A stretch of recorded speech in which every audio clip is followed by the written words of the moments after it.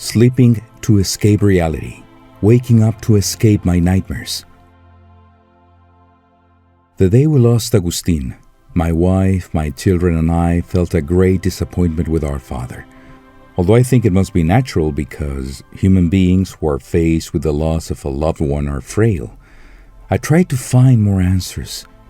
Obviously, those answers are hard to find, mainly due to our inadequate capacity to understand issues of such magnitude that, until today, remain almost impossible to explain. In the most widely read book, there's a text about a man named Job. In it, there's a reference to a fence of angels that protect us. Why did God take away that fence that protected us? Was one of my recurring questions. The day our life was transformed forever, I got really angry. I even felt that my faith, unshakable until then, was falling apart. You might think I'm mad for what I'm about to say, but it happened to us. As I learned later, it didn't happen only to us, but also to thousands who had lost a loved one and searched for answers.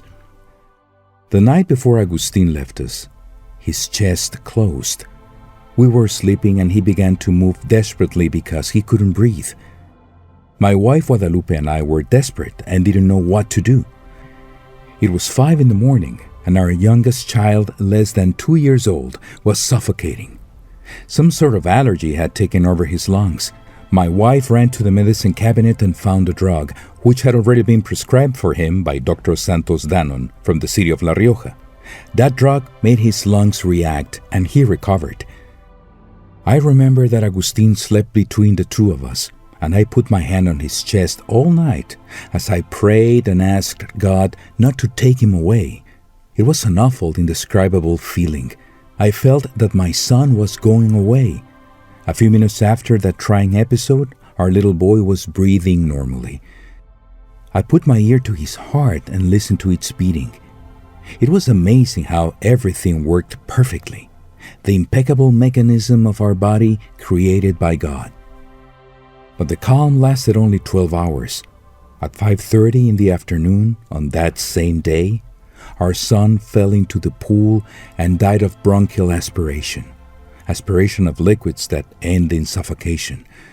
In a way, that was what we had feared would happen to him 12 hours earlier. Writing about it makes my skin crawl. Remembering it hurts from the inside.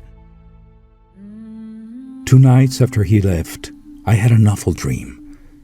I dreamt that a news source informed me of a fatal accident that had occurred near my house on Route 40. It was very vivid, almost like being there. I could feel everything.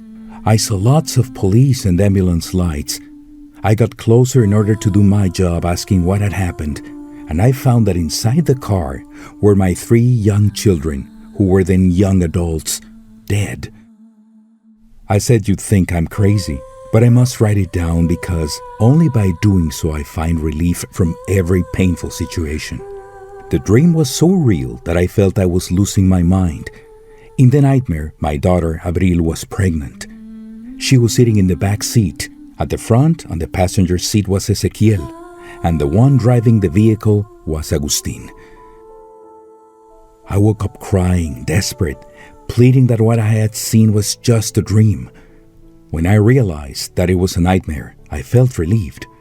But it didn't last long because I remembered that my little son Agustin wasn't with me anymore. It had only been 2 days since he had gone. I tried to find an explanation for so much unease, but such a dream full of anguish and pain. I wanted to sleep to forget the death of my little son, but I also wanted to stay awake to avoid having those nightmares again. My mind was restless. Also, my wife and children needed me to be complete. It was an unbearable pressure, but tiredness took over me and I went back to sleep. And this time, the dream was wonderful. I dreamt that my son Agustin was all right, and as usual, he was uncomfortable with his diapers and tore them away. I ran after him, grabbed him and kissed him. The dream was so real that his saliva felt cold.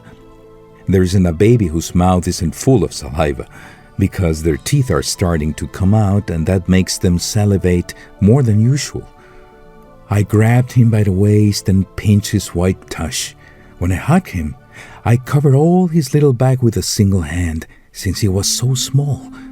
I looked at him and said, "Mateo, why do you take off your diapers? Your mom will get mad." Then he put a mischievous face and laughed as I tickled his white, soft, wrinkled little back. I didn't skimp on kisses. I hugged him and loved him while the dream lasted, until I woke up. When I did, I was happy. I felt him alive, healthy, just being himself. But something in the dream wasn't right. My son's name wasn't Mateo. It was Agustin. I couldn't stop thinking, why did I dream about you with another name? How could I have mistaken your name, my baby? I tried to remember if I knew any Mateo, but I didn't actually know anyone by that name. So I kept wondering, until I remembered that there was a Mateo, Matthew in English, the one from the Bible. So I sat and reviewed the book of Matthew and read it from start to finish. Matthew is the first book in the New Testament, and it only has 28 chapters. I read it once and I wasn't satisfied, so I read it again until I finally found two things that comforted my soul. One of them is that heaven belongs to children. The other one, a text about the angel Gabriel. My little son Lucas Agustin was going to be named Lucas Gabriel. But since my wife Guadalupe is strongly opposed to it, because I had already chosen the names for our other children, Abril and Ezequiel, in the end, we named it Lucas Agustin. The text from the book Matthew 1:20 says, "An angel of the Lord appeared to him in a dream and said, 'Joseph.'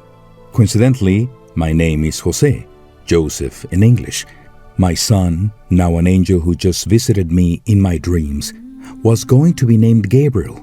In the dream, I called him Mateo, and it was the curiosity I felt for that name that led me to read precisely that book. Even though by now you may think I'm abandoning all sanity, it is my faith that keeps me alive.